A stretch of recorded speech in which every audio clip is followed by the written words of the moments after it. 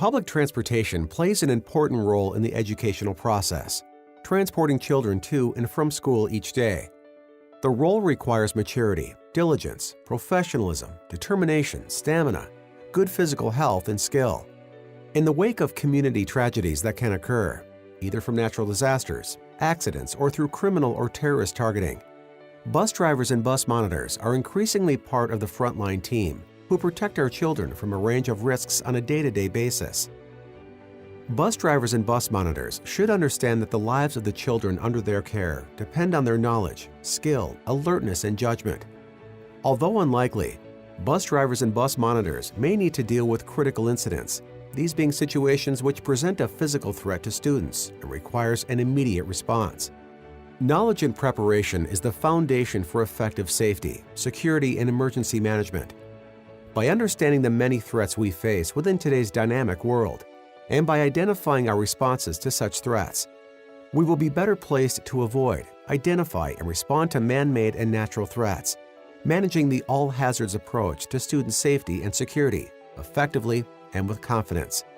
Threats may include natural disasters such as flooding, storms, and earthquakes to man-made threats such as crime, civil disorder, lone or active shooters, or terrorism.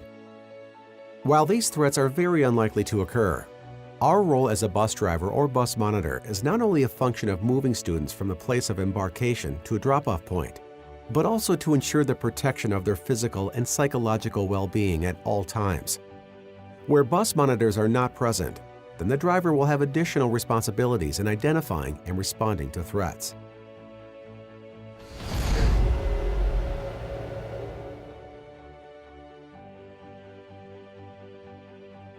The training objectives of this course rely on good planning and preparation, including understanding the principles of risk management, gaining an appreciation of information security, developing strong and effective communication strategy, being able to identify and report suspicious people and vehicles, recognizing and responding to an attack in progress, being able to quickly and safely evacuate the bus, having the knowledge and skills to respond to man-made and natural threats, understanding what a safe house is and how to use it, and assisting students with special needs.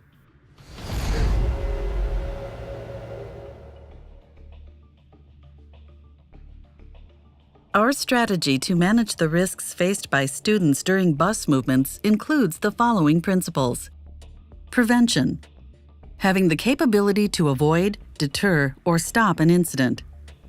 Prevention is the actions schools, bus drivers, and bus monitors take to prevent a threatened or actual incident from occurring, including through sound planning and education or awareness.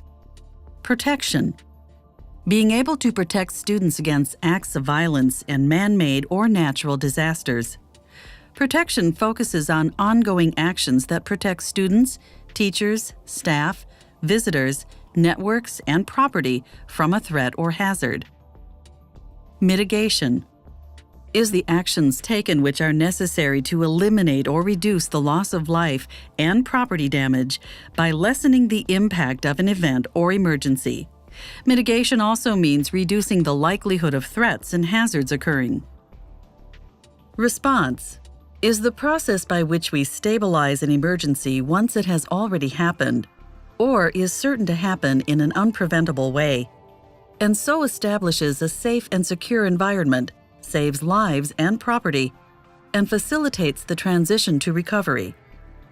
And recovery focuses on the actions necessary to restore normal bus operations following an incident.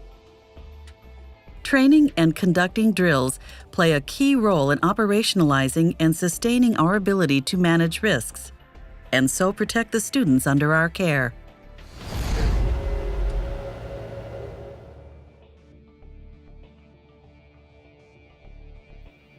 Bus drivers and bus monitors are responsible for protecting information relating to these safety, security measures, and response protocols, as well as any bus routes or planned field trips. Often, hostile persons or groups will seek to gather information as part of their strategy for identifying soft or easy targets, and then plan an attack based on this information. It is often discovered after a crisis event that these individuals or groups were able to access information which helped them to plan an attack more effectively, frequently assisted by people innocently sharing sensitive information with them. As such, you should adopt the following information security measures. Do not share information related to this training with others outside of the school. Do not discuss your role or activities relating to your role in public places. Do not post information on social media relating to your role. Do not post information on social media relating to bus routes or planned field trips. And if you are asked unusual or probing questions by others, report it. Remember, when in doubt, call it out. Remember, the lives of those students under your charge rests in our ability to protect them. This includes making the targeting of schools and school transport difficult or impossible through information security.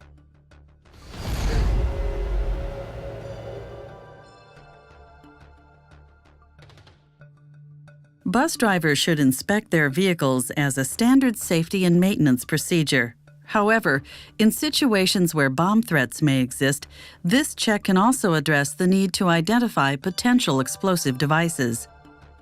The bus driver should check from the front of the vehicle, looking underneath the bumper, down the sides of the vehicle and in the wheel arches, and around the rear bumper area and back to the front of the bus, looking for objects which are not part of the vehicle, but which may be painted and disguised in nature. If an unusual or suspicious object is identified, then this should be considered a suspect device, and it should not be touched or moved, and the area should be evacuated, with the bus driver contacting the police immediately.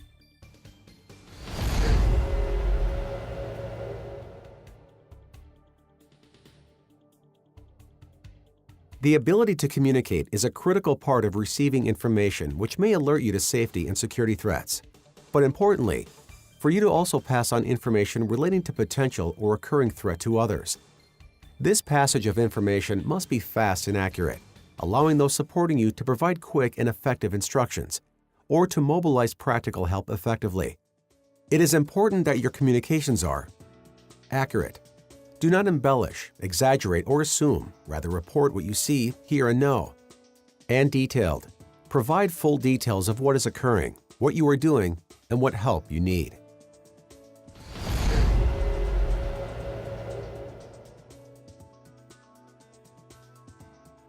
Bus drivers and bus monitors should ensure that they have preset phone numbers loaded on their mobile phones, which are clearly marked for ease of access during an emergency situation. These should include local police authorities and medical emergency responders, key managers within the school, and other bus driver and bus monitor numbers. A paper copy should also be carried within a wallet or purse should the bus driver or bus monitor need to leave the bus, and if their mobile phones are lost or damaged in the process, allowing them to use landlines or other mobile phones to pass on time-sensitive information, and importantly, so that others may contact them during an emergency.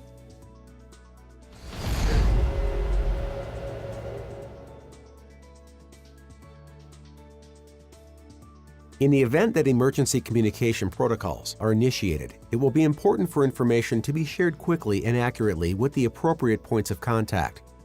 You may be under pressure in a high-stress and confusing situation, and as such, it can be difficult to pass on full and accurate information easily. As such, having a reporting protocol can help you cover all of the essential points more easily. The information you need to pass on will include what is happening. Be very specific about what is happening, providing facts, not assumptions. Where it is happening. Be very specific as to where you are. Use landmarks and signs as needed. When did it happen? Is it happening now? Or when did it happen if the event is over? Why is it happening? If possible, explain the context of the problem or event. Who is involved? Explain who is involved in the event and their physical status. What help do you need? Explain what type of help you need and why. And what are you doing? Explain what you are doing about it or where you are going. While operating a bus, drivers should have the bus monitor or student helper report this information. If someone is about to board a bus and might prevent you from communicating, then you should place your phone on the floor or wedge the phone in a seat so as to allow 911 or the person you contact to hear what is going on. If the bus driver or bus monitor has a radio with a panic alarm, then this should be used.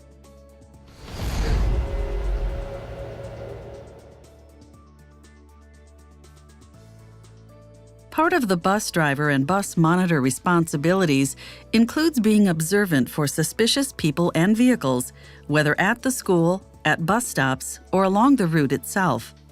While most suspicious people and vehicles will be harmless and innocent, some may not be, and it is better to be cautious and report a concern than ignore what could be a serious warning indicator.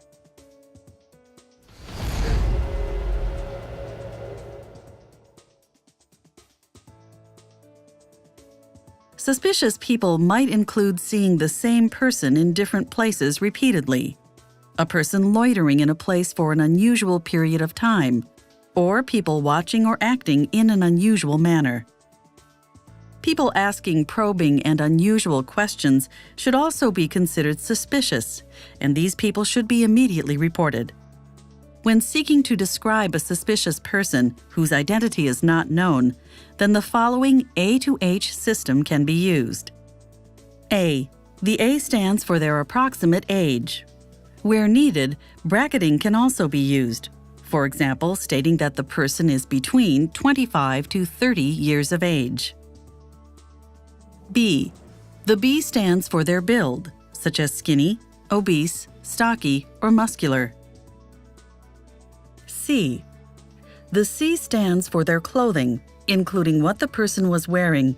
Was it stylish, casual, or scruffy? Describe the colors, brands, and any styles or emblems. Also describe any bags, suitcases, or backpacks the person was carrying. D. The D stands for distinguishing marks, including any noticeable marks such as scars, tattoos, or injuries. E. The E stands for their ethnicity. Are they noticeably Caucasian, Arabic, Asian, or Black? F. The F stands for their face. Is it round, long, thin, or chubby? Was the person wearing glasses? Did they have a beard or mustache, or were they clean-shaven? G2 stands for their gait and gender. How was the person walking? Was the person upright or slouched over? Did the person walk with a limp? And was the person a man or a woman? H2. The H stands for their hair and height. Was the hair long, short, thick, or thin? And what is the hair color of the person? For height, you can use other objects, such as cars or lampposts, to gauge their height from a distance.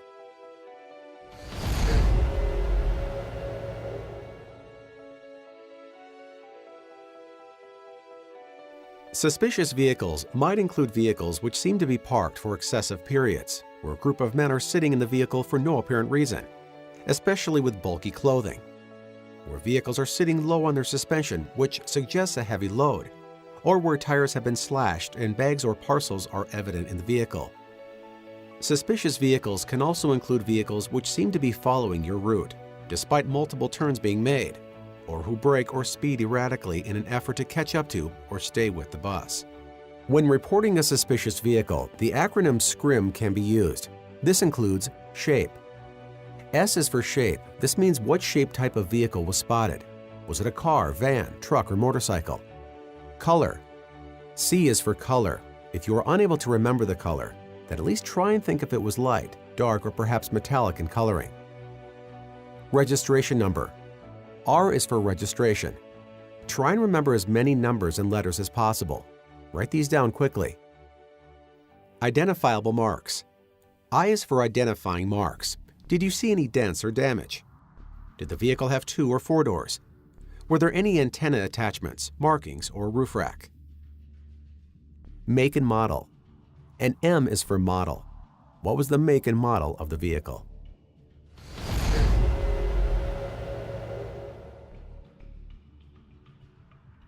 During an emergency situation, you may be required to make an on-the-spot decision, often before any emergency response support is able to deploy and assist you, or indeed before anyone can give you advice or instructions. This includes the decision to remain where you are or move away from a potential or known threat. As such, you may be required to quickly and decisively decide whether to stay. Is it safer to remain where you are, staying at the location or within the bus? Or go? Is it safer to move the bus from the area or to exit the bus and move away on foot? Each situation will be different, and only you can make the call based on your evaluation of the situation. Whatever you choose to do, you must base it on understanding the risks and implementing the options addressed in this training, communicating your decision to your emergency point of contact so that they are aware of your intended actions, and so that they can mobilize help quickly and effectively for you.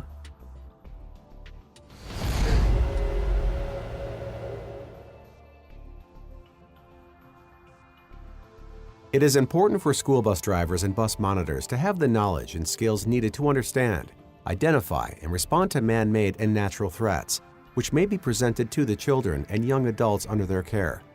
The signs of a threat may be obvious, or they may be subtle. Within today's increasing unstable world where crime, terrorism, and natural disasters present a growing threat to the United States, this awareness and competence will play a critical part in keeping our children safe as they travel to and from school, during field trips, or going to or from sporting events.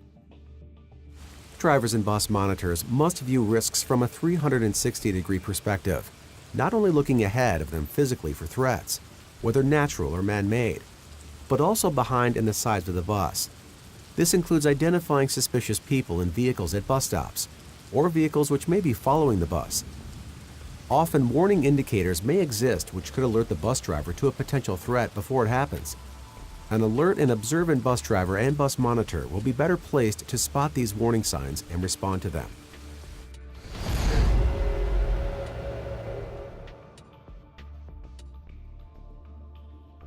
Warning indicators are situations or activities which will alert you to a potential or actual threat.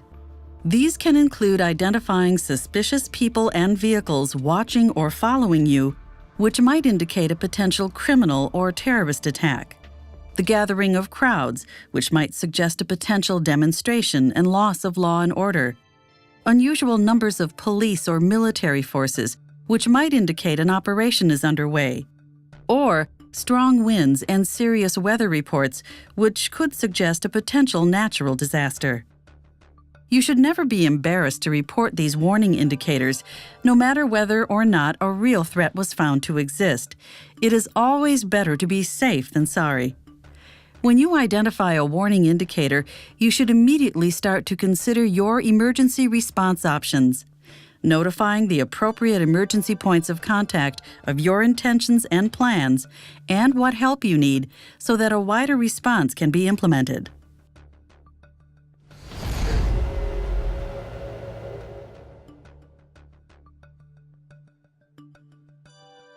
A bus evacuation drill is typically in response to the bus or the area where the bus is located becoming unsafe. Typically, if the bus breaks down, the bus is a safe place for students to remain until a repair is implemented or an alternative vehicle is dispatched. However, if the bus is stranded in a dangerous location, has been involved in an accident, is experiencing a mechanical problem which might cause a fire or explosion, or is directly threatened by hostile persons or by natural hazards, then the students will need to be moved from the bus along a safe route and to a safe location until help arrives. All students should know where the emergency exits are in order to evacuate from the bus in a controlled and safe manner, and emergency drills should reinforce this understanding and the process for disembarking and evacuating with confidence and safety in mind. The response actions during a bus evacuation include: the bus driver and bus monitor should identify the threat and determine the appropriate responses required. A safe route and muster area should be identified before the students depart the bus. The bus driver and bus monitor should identify the safest exit point, including all passengers leaving the bus through the passenger entry, all passengers leaving through the rear passenger door. The bus driver taking the front half of the bus through the front exit door, with the bus monitor taking the rear half of the bus through the rear exit door. The passengers exiting alone and without assistance, and passengers exiting through the roof emergency exit, if this is the only option available. Some buses are equipped with emergency exit windows and emergency roof hatches. If these are present, all passengers should be briefed as to their location and how they open. The actions taken during an evacuation of the bus includes: the driver will secure the bus, turning off the ignition, setting the parking brake, and activating the four-way flashers. The driver opens the front passenger entry door and confirms a safe route out and away from the bus and to a safe muster point, telling the students of the route and muster point.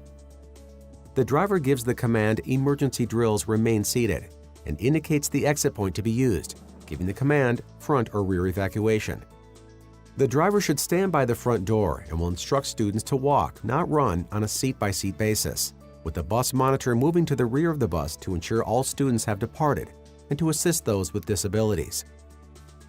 Student helpers or buddies should be instructed to assist those with special needs. The students will be directed along a safe route to a safe muster point where a head count will be conducted by the driver. The bus monitor will confirm that the bus has been cleared, and the driver will immediately report the incident to the emergency point of contact with the students' names, status, ages, and home addresses or parents' contact details. If any injuries have occurred during the incident, then the bus driver and bus monitor must alert the emergency services, seeking to stabilize the casualty until help arrives, but also, critically, ensuring that all of the other students remain safe until help arrives.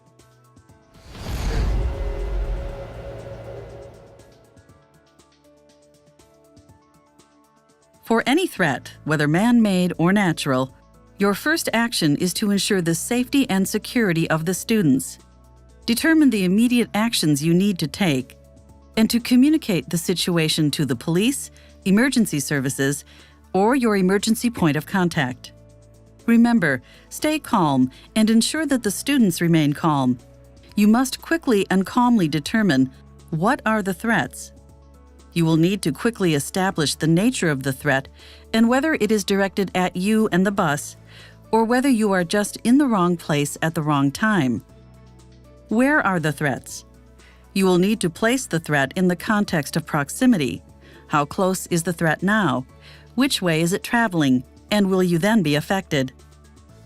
When will the threat happen? You will need to establish how long before a threat impacts you, and so how long you have to make a decision and take action. What are my immediate actions? You will need to establish the immediate things you need to do to protect the students within the first seconds and minutes of an incident. What are my secondary actions? Once the immediate risks are addressed, you will need to determine your next set of actions to ensure the continued safety and security of the students. And who do I need to tell? You should quickly determine who you need to tell and what type of assistance you might need.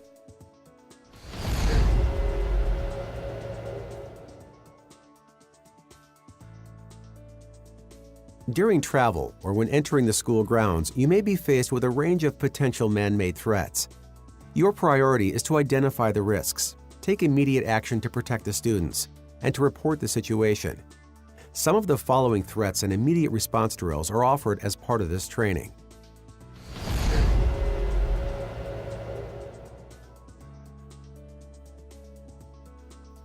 If a toxic spill or facility fire occurs along the route, you should identify the area of contamination and any downwind hazard areas and avoid these. If you are within an affected area, you should immediately close all windows and turn off all air conditioning, closing all vehicle vents in order to reduce the inflow of air into the bus.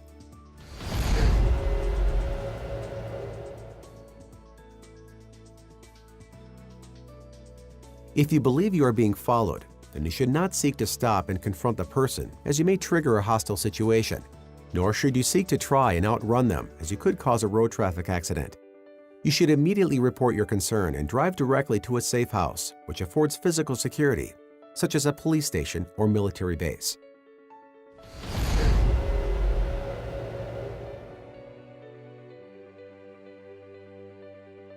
If you approach a bus stop and see a suspicious person or vehicle at or near the bus stop, then you should continue past the bus stop without slowing or stopping and report your concerns immediately.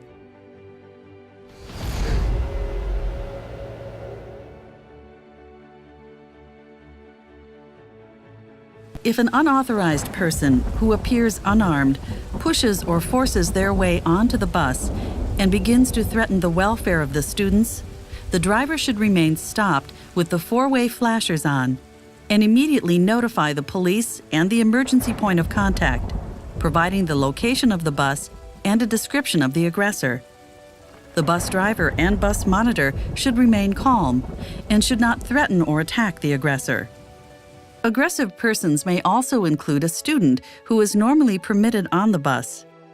Whether the aggressor is an unauthorized person or student, the bus driver or bus monitor should seek to place themselves between the aggressor and students, seeking to defuse the situation and following, where it is safe to do so, the directions of the aggressor so as to provide time for the police to respond. The bus driver or bus monitor should, if necessary, evacuate the students through the rear emergency exit.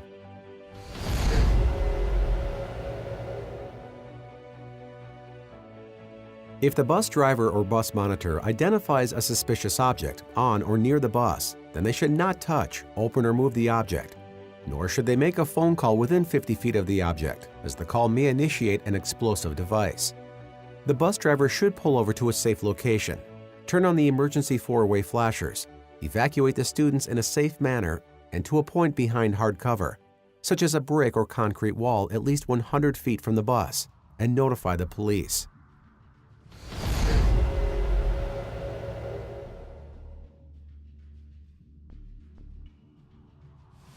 If a bomb threat has been identified along a route due to the presence of police bomb squad officers, then the driver should follow emergency responder instructions, or in the absence of any direction, should seek to stop, turn off, reverse, or do a U-turn so as to move the bus away from the potential explosive device.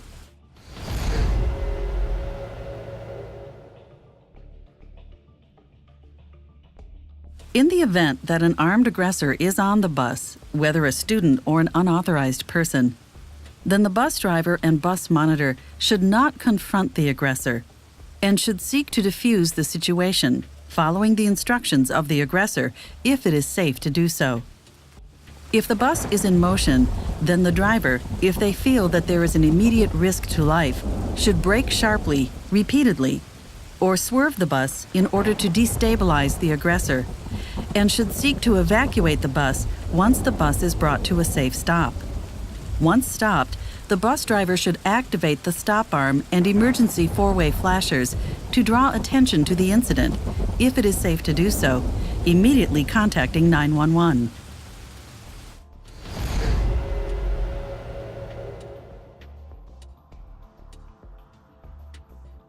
If a threat to the school is reported, then the bus driver should follow any instructions provided, or, in the absence of any instructions, the bus driver should move immediately to the nearest safe house or sister school, or a school designated as a safe house, alerting the appropriate authorities of their actions.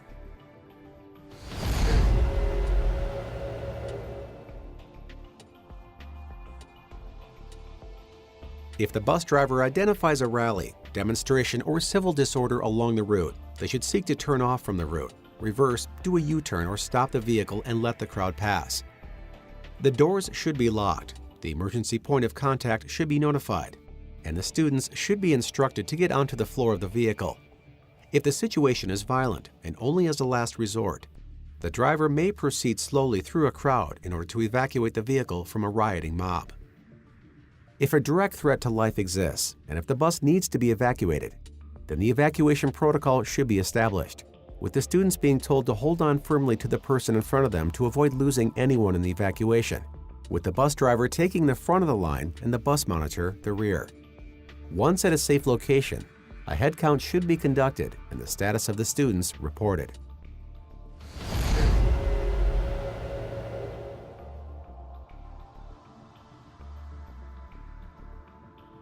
If the bus is subject to gunfire, then the bus driver should identify the source of the gunfire, determine whether it's directed at the bus or whether the vehicle is in proximity to another person or location being attacked, and either turn off onto a side road, reverse away from the gunfire, or in the worst-case scenario and no other alternatives are available, the bus driver may decide to drive through the area being attacked. The bus driver should get low behind the wheel, and the students should be instructed to lie on the floor. If the vehicle is moving and a vehicle pulls alongside the bus and a gunman is identified or starts shooting, then the bus driver should not seek to outrun the vehicle, but should brake and allow the vehicle to move past.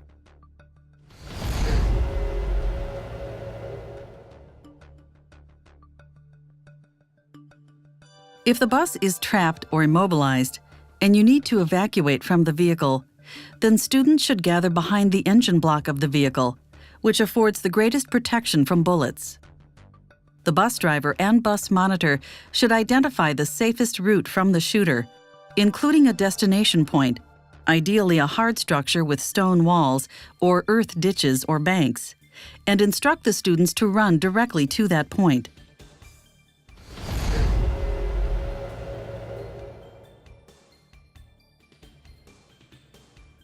If a bus driver spots an illegal roadblock, this being vehicles parked in a manner to slow or stop the bus, which is not manned by the police or emergency services, and the situation appears potentially life-threatening, then the driver should decide whether to turn off onto a side street, do a U-turn, or reverse back and away from the roadblock, reporting the situation immediately.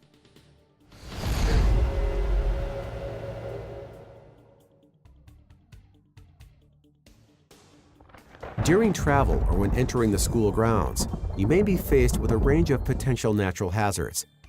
Your priority is to identify the risks, take immediate action to protect the students, and to report the situation. Some of the following threats and immediate response drills are offered as part of this training.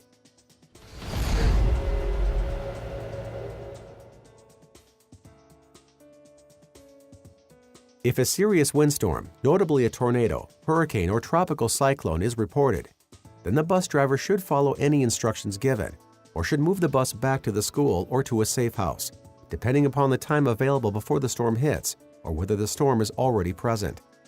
If the bus is caught in a serious windstorm, then the bus driver should, only if it is safe to do so, move the bus slowly to the nearest place of refuge and move the students into a solid building and away from any windows until the storm has passed. During travel through a storm, the students should be instructed to get low and below the window line in case of debris breaking glass. The bus driver should report their location and intentions to the emergency point of contact. Secondary hazards including fallen power and telephone lines, flooding, and electrical hazards may be present.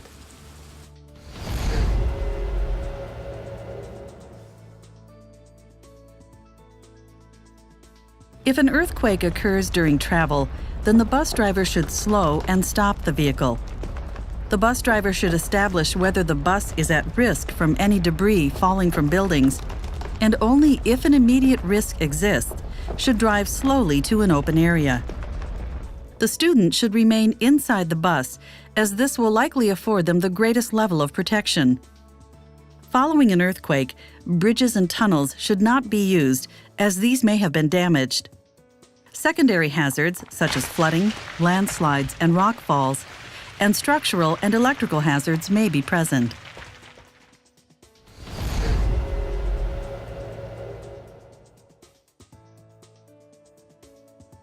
During periods of flooding, the bus driver should follow any instructions regarding routes to avoid and continue on their route only if it is safe to do so. If caught in a flooded area, the driver should seek to move the bus to high ground, and if necessary, evacuate the bus and move the students into tall structures and to the upper floors to avoid the flooding.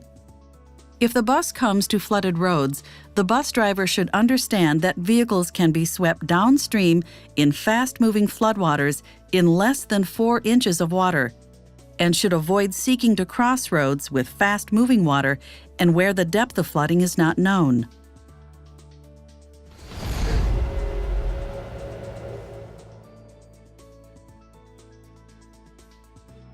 If the bus is caught in a snowstorm, then the bus driver should slow the bus to a safe speed. If visibility is limited, then the driver should move the bus back to the school or to a safe house or place of refuge during serious blizzards. If it is too dangerous to move the bus, then the driver should find a safe location to stop the bus, with all lights and the emergency four-way flashers on. If possible, the bus driver should move the students into a building for protection from cold weather injuries or from potential road traffic accidents. If students cannot depart the bus and the vehicle is stranded, then they should be instructed to put on all jackets and extra clothing, especially hats and gloves, and the bus heating should be turned up to a comfortable level. If the gas tanks run dry, then students should form groups and should share body heat to reduce the chances of hypothermia.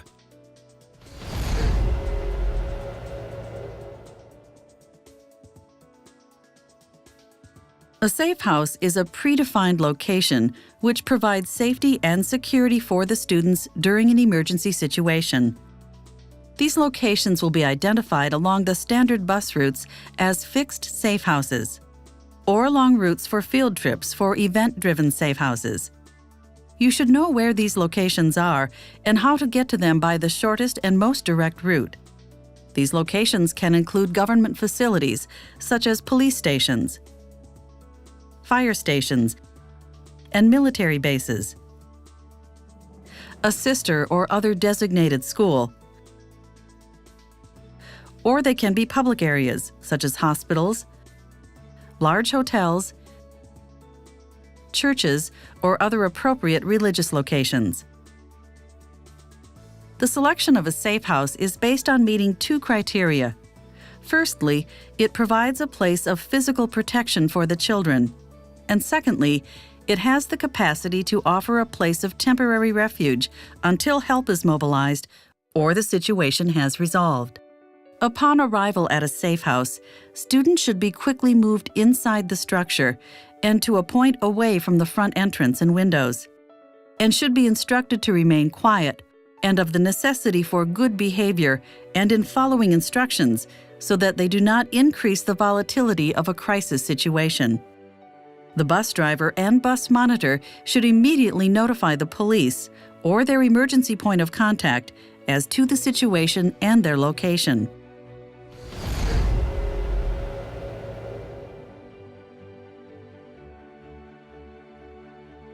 It will be important to know not only your primary routes, but also alternative routes should a threat prevent your main route from being used, or should you need to move quickly and directly to a safe house.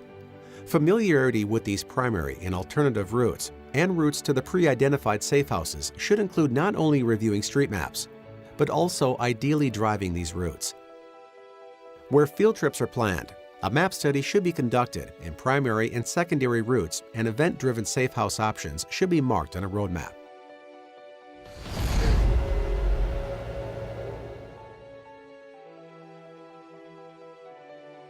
Evacuation and emergency response drills should be practiced by all students. Where a student is unable to participate due to physical limitations, then they should watch the drill being practiced so that they understand what would happen and how they should respond to an emergency situation. Where roles are assigned to students, including using the buddy team system, then these should be explained to the buddy, as well as those they are assisting, and to the remainder of the bus. The drill should be sensible, safe, and should not cause anxiety or alarm within the students. Rather, it should reinforce confidence of how they should respond to any form of threat. You must seek permission before conducting any drills with the principal or their delegates, and confirm the location of the drills to ensure it is safe and appropriate. It is also important for the bus monitor to ensure that they have a nominal idea of those students on the bus, including knowing who may be absent or who may have already disembarked during the trip.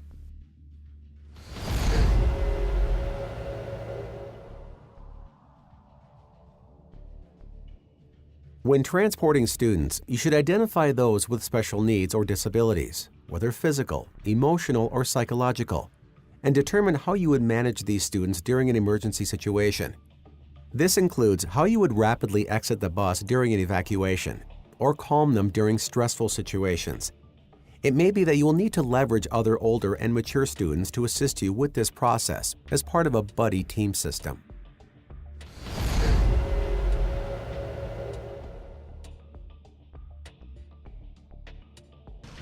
Under high-stress situations, it is normal to feel anxiety and fear. And indeed, this can be useful in terms of providing you with the energy and focus needed to best respond to a threat. However, you must retain an outward composure in order to inspire calm and confidence in your charges, as they will respond to your mood, whether positive or negative. And if the students are frightened, then they will be harder to manage as you seek to respond to an emergency situation. As such, you must seek to take a deep breath and take control of your emotions. Understand that panicking will not help you or those you are protecting. Smile and look confident, and speak in a calm and confident manner.